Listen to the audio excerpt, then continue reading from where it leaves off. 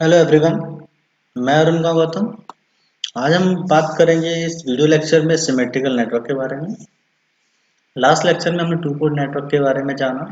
Two port network से different type के networks बनते हैं, वो सारे नेटवर्क्स देखे जिसमें हमने देखा था T network, pi network, bridge T network, L network, lattice and ladder. इस तरीके के नेटवर्क्स देखे थे उनके अरेंजमेंट के हिसाब से कि किस तरीके से अरेंजमेंट किया जाता है और नेट कौन से नेटवर्क बनते हैं। आज हम सिमेट्रिकल नेटवर्क के एनालिसिस के बारे में देखेंगे और उसकी कैरेक्टरिस्टिक्स के बारे में जानेंगे। तो सिमेट्रिकल नेटवर्क क्या होता है? सिमेट्रिकल नेटवर्क वह होते हैं जिनकी जिनके इनपुट पोर्ट तथा आउटपुट पोर्ट को इंटरचेंज करने पर उनकी इलेक्ट्रिक प्रॉपर्टीज चेंज नहीं होती। In symmetrical network, the electric properties of network do not change on interchanging the input and output. Its look identical from both and दोनों तरफ से एक जैसे दिखाई देते हैं। Input can be fed from any port of the network, किसी भी पोर्ट पे हम इनपुट दे सकते हैं। ये हमारा टी सेक्शन नेटवर्क है और ये पाई सेक्शन है। ये इनपुट दिया गया और ये आउटपुट है। अगर यहाँ से देखें तो Z1 Z2 दिखेगा, इधर से देखें तो भी Z1 Z2 दिखेगा। मतलब इनपुट साइड या आउटपुट साइड दोनों तरफ से देखने पर एक जैसे दिखाई देते हैं, इसलिए सिमेट्रिकल नेटवर्क कहलाते हैं। इसी प्रकार पाई सेक्शन में भी इनपुट साइड और आउटपुट साइड से देखने पर एक जैसे दिखाई देते हैं, इसलिए इनको हम सिमेट्रिकल नेटवर्क कहते हैं। इनपुट हम दोनों तरफ दे सकते हैं, चाहे हम इनपुट साइड में दे दें इनपुट, चाहे आउटपुट साइड में दे दें। जो भी कैरेक्टरिस्टिक्स आएंगी वो कैरेक्टरिस्टिक की वैल्यू सेम रहेगी। तो कैरेक्टरिस्टिक्स क्या होती हैं? हमारी दो कैरेक्टरिस्टिक होती हैं, एक कैरेक्टरिस्टिक इम्पीडेंस और दूसरा प्रोपेगेशन कांस्टेंट। तो कैरेक्टरिस्टिक इम्पीडेंस को हम निकालते हैं, क्या होता है? The characteristic impedance of a symmetrical network is the impedance measured at the input terminal of the first network in the chain of infinite network in cascade. It is represented by Z0. तो characteristic impedance क्या होता है? ये क्या होता है? Infinite number of terminals अगर connected हैं तो इनपुट टर्मिनल से प्राप्त इम्पीडेंस ही कैरेक्टरिस्टिक इम्पीडेंस कहलाता है। डायग्राम देखेंगे, ये एक नेटवर्क है, दूसरा नेटवर्क, तीसरा, चौथा और इनफाइनाइट तक लगे हुए हैं। ये सारे हमारे सिमेट्रिकल नेटवर्क लगे हैं। तो इनपुट टर्मिनल से देखने पर जो प्राप्त होगा वो हमारा क्या होगा? कैरेक्टरिस्टिक इम्पीडेंस होता है। थोड़ा इसको डिस्क्राइब करते हैं, थोड़ा समझते हैं। अगर इनफाइनाइट में से हम एक टर्मिनल मतलब ये वाला टर्मिनल कट कर दें तो बाकी बच्चे टर्मिनल भी इनफाइनाइट होंगे, तो उनके भी इनपुट इम्पीडेंस भी हमारा Z0 के बराबर होगा।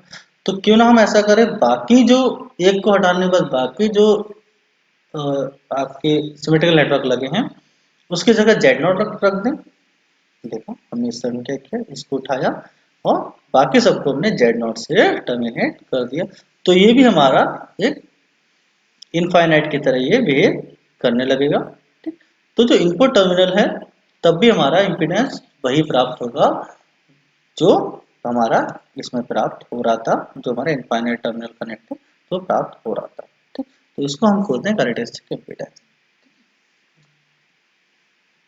In general, when any symmetrical network is terminated in its characteristic impedance Z0, the input impedance will also be Z0। मतलब एक तरीके डिफाइन करने का तरीका ये है, अगर किसी सिमेट्रिकल नेटवर्क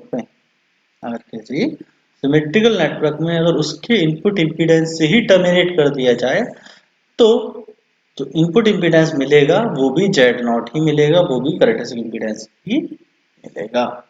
तो ये हमारा फॉर्मूला बनता है। ये 4 के लिए दिखाया गया था, करेक्टली मैच है, Z0 से रिप्रेजेंट किया तो यहाँ भी Z0 ही मिलेगा। प्रोपेगेशन कांस्टेंट क्या होता है? The natural logarithm of ratio of current entry to the symmetrical network to the leaving to the symmetrical network is called propagation constant gamma of the network. इसको gamma से represent करते हैं।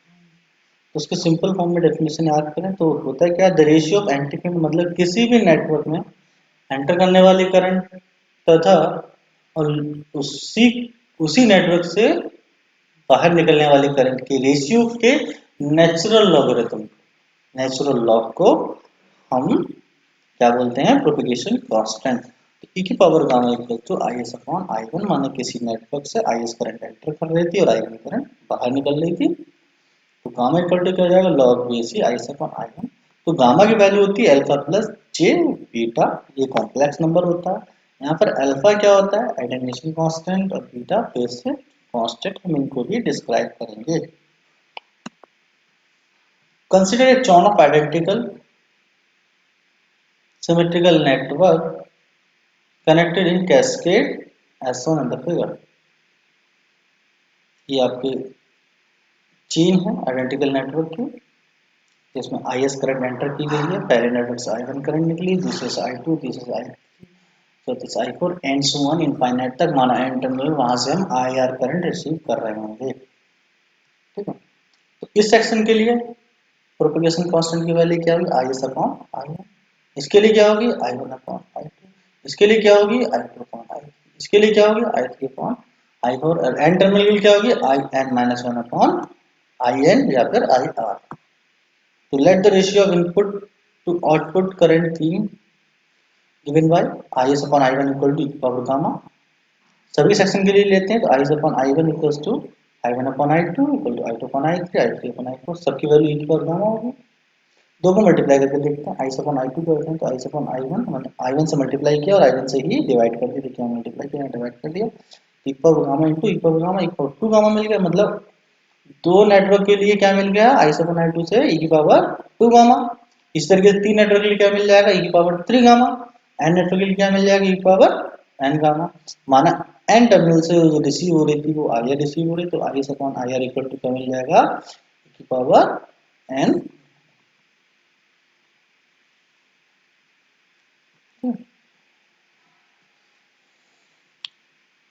Note that the input is represented by the sending current Is, while the output current is represented by IR। IR से उसे represent करते हैं, तो equation क्या बनेगी I S upon I R equal to E power gamma. Gamma की value क्या होती है अल्फा प्लस जे बीटा, इनको अलग अलग कर लेंगे, ई की पावर एन अल्फा हो गया, ई की पावर जे एन बीटा। और एन अल्फा ये जो टर्म है इसको हम पोलर फॉर्म में चेंज कर लेते हैं, तो cos N beta plus J N beta. अब इसका मॉडुलस निकालते हैं, क्या निकल के आएगा आर एंगल थीटा होता है, तो आर की वैल्यू क्या होती है रियल का स्क्वायर प्लस इमेजिनरी का स्क्वायर, तो ये cos square N beta plus sine square N beta angle tan inverse imaginary upon real, imaginary कितना है sine N beta upon cos N beta. ठीक है, इसकी वैल्यू कितनी होती है सब जानते हैं, इसकी वैल्यू 1 के बराबर होती है। यहाँ से टेन इनवर्स मिला, टेन इनवर्स एन बीटा मिला, यहाँ से टेन इनवर्स ब्रैकेट में क्या मिला एन एन बीटा।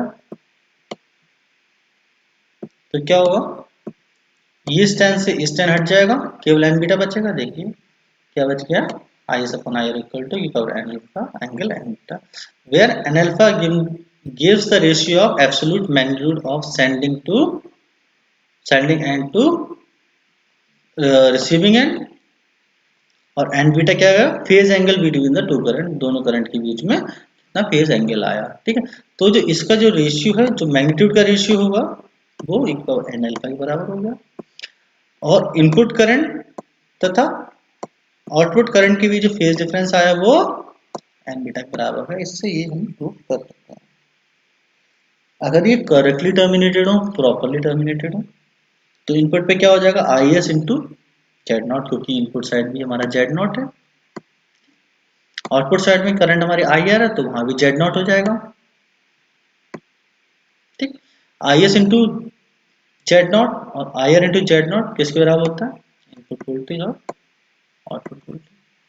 तो इसका ratio E S upon I R भी हो सकता है, तो E S upon I R equal to E power N gamma, एक ही बात है, equals to E power N alpha into N beta. मतलब वोल्टेज में भी फेज डिफरेंस कितना मिलेगा एन बीटा के बराबर, और इनका मैग्नीट्यूड कितना मिलेगा ई की पावर एन अल्फा के बराबर, ई एस अपॉन। ये दो रिलेशन हमें यहाँ से मिलते हैं।